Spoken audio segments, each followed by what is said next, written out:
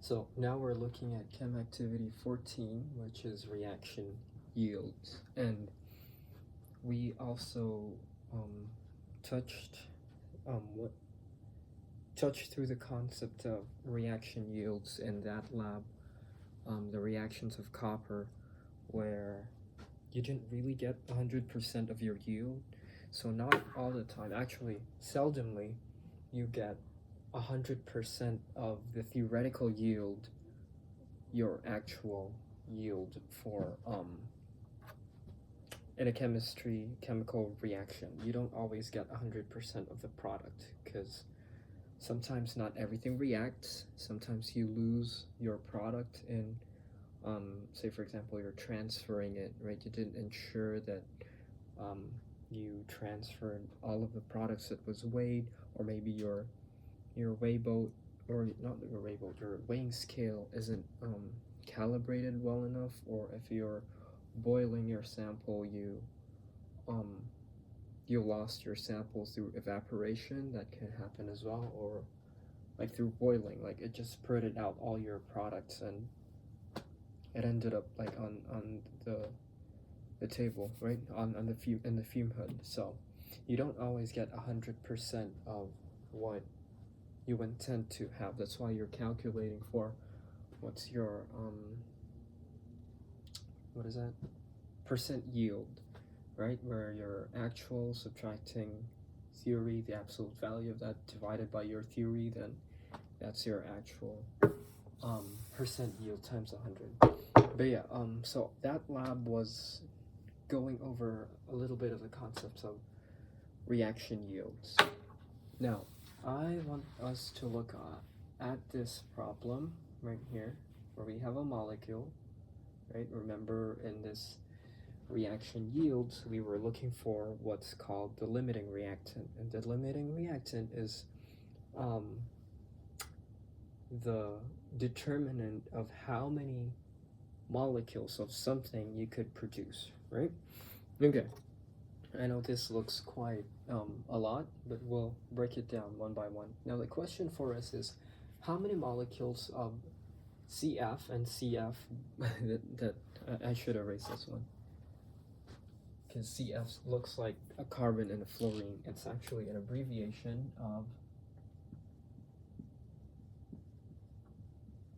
this molecule right here. It's an amino acid. If you get into biochemistry, you'll deal with this amino acid. It's a dipeptide is what you call it. Now this is called a cystenyl phenylalanine. Now this might be a very complicated molecule. It might not be this that you'll see in the exam, or if she ever decides on doing this, you may not even see it at all. But this is a question that I came up with so that we could practice a concept of reaction yields. So how many molecules of cysteine phenylalanine can be prepared from 60 atoms carbon? I'm gonna underline that one because that's what's given to us. 60 atoms of carbon, 75 atoms of hydrogen, 12 atoms of oxygen, 8 atoms of sulfur, and 28 atoms of nitrogen. Now, if I bring you back to chem activity number 14 in reaction yields, we had the recipe, right? We have the recipe, and not always that you have the exact amount as what you have in the recipe, right? Say for example, you needed, I forgot, what was that? I think a half cup of butter, I think, was what you needed for the cookie. You wouldn't go to HEB and get one of the sticks of butter right there and break it, right? You wouldn't break that stick of butter and then go ask, okay, I just needed this much, right? This much butter to buy. And what else? Like, say for example, eggs, right? You only need one egg in that, was that one egg in the recipe, and you wouldn't go to HEB and just open the box of eggs or the carton of eggs and then just get one piece of egg. Or milk, like 2 cups of milk. You wouldn't just go there, take 2 cups of milk and then pay for that 2 cups of milk. No, what you do is you get ingredients by the bulk, and this is our case right here. We have 60 atoms carbon, we have 70 atoms of hydrogen, 12 atoms of oxygen, 8 atoms of sulfur, and 28 atoms of nitrogen. These are our ingredients, and this is our recipe, right? So the first thing that you have to do is to look at the total carbons that are present, hydrogens that are present, sulfur present, and then write them out, okay? So let's try doing that. We have how many hydrogens? Because I think that's, no, let's start with carbon because that's what's given to us first. That's what's given to us first. So carbons would be 1, 2, 3, 4, 5, 6, 7, 8, 9, 10, 11, 12. So I'm getting 12. Let me count that again. Yes, I'm getting 12 carbons. So I'm just going to put it here at the side. 12 carbons, right? Oh, let me move it a little bit. Use green, so for carbons, we have 12 atoms that are present. Okay, let's look at, what's next? Hydrogens. Hydrogens, we have 1, 2, 3, 4, 5, 6, 7, 8, 9, 10, 11, 12, 13, 14, 15, 16. Getting 16 hydrogens. Count that again.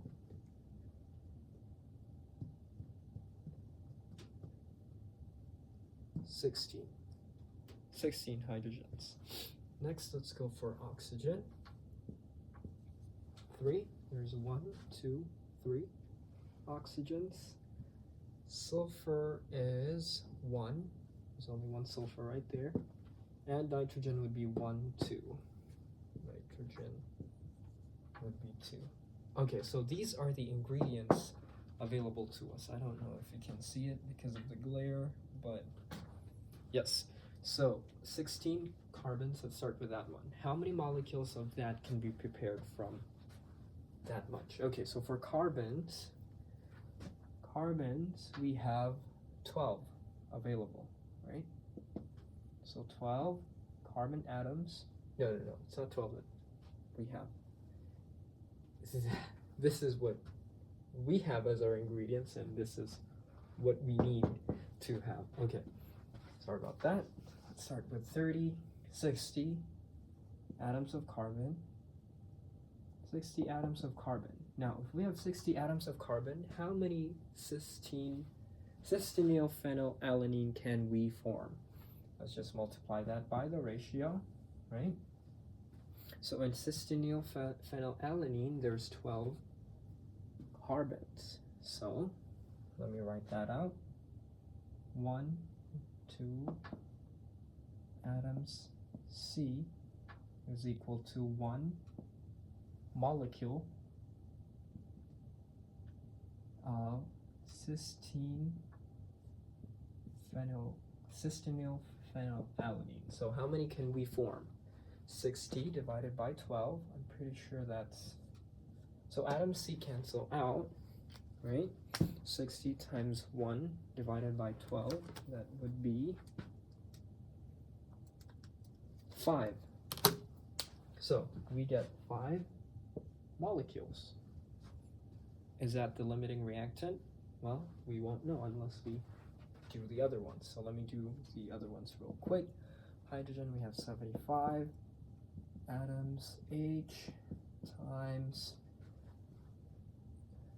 and this molecule calls for 16 atoms H, right? So 1 molecule of cysteine phenylalanine gives me 75 divided by 16 is equal to 4.7. 4.7. Okay. Let's look at oxygen. Oxygen is 12. I'm not going to write this entire thing anymore because it just takes up so much space. So oxygen, we have 12, right? And this molecule calls for 3.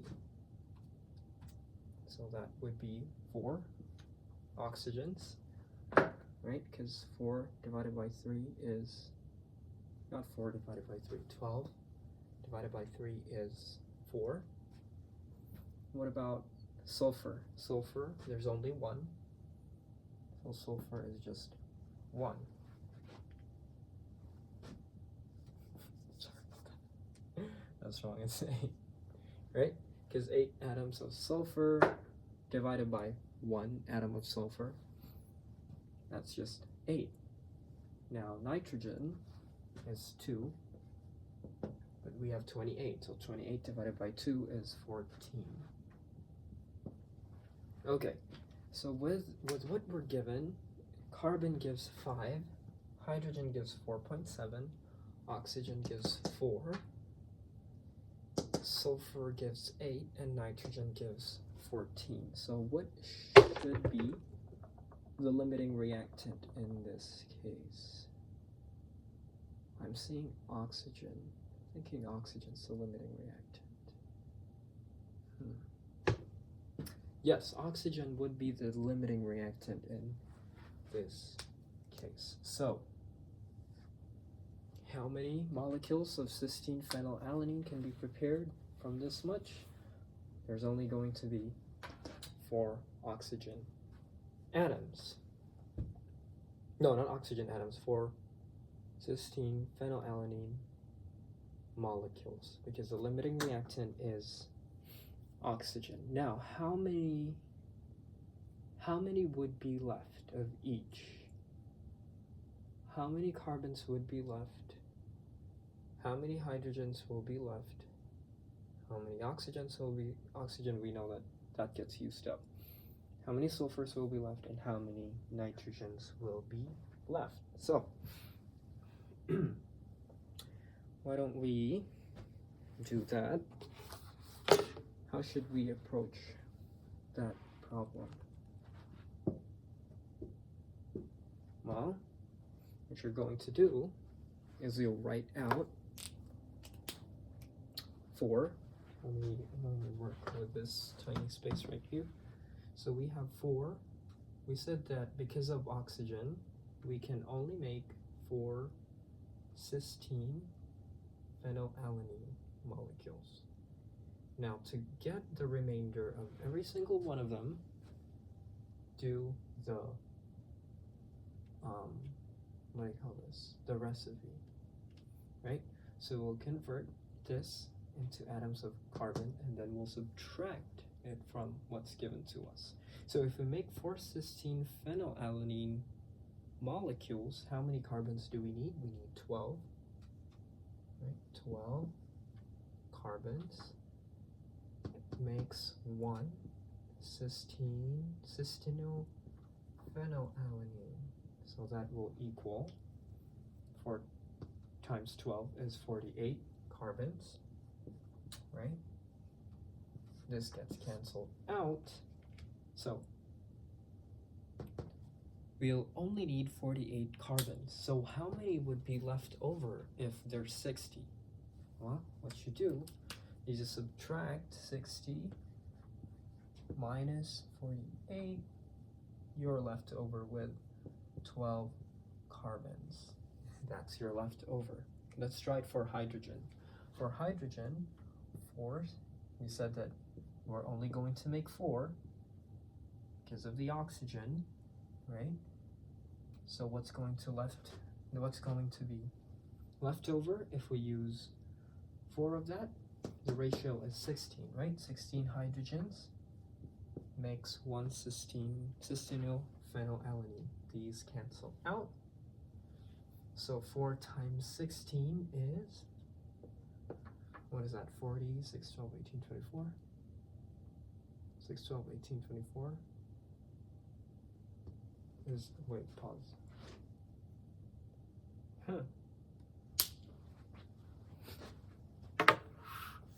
Where is the calculator? Hydrogen is 16, 4 times 16 is 64. Okay. Okay, I thought I did a mistake right there. But anyways, if we only make 4 cysteine phenylalanine, we'll only be using, what was that? 64 hydrogens. So if we're only using 64 hydrogens, then how many will be left? Well, we're given 75, right? So 75 minus 64 is what's left over of our hydrogens. So that will just be 11 hydrogens will be left over. Okay? Now, what I want you to do is do it for the sulfur, do it for the nitrogen. Okay? And then send me an email of what the answer is going to be, what's left over. If you're only making 4 cysteino-phenylalanine, how much sulfur will be left over? How much nitrogen will be left over? Okay? Okay, those are fairly easy ones, I think. Yeah, those are very easy ones. But yeah, why don't you send me an email, and that would count as you attending this as an SI session. So yeah, that's all that I was gonna cover. 12, 13, and 14. Is this 14? I lost count. Like 15, and then 15, yes, I'm sorry. 15, 16, and 17 are the ones going to be covered in the SI. But I think 16 is the one that you guys did in lab, so we'll see what we can cover later for the SI sessions.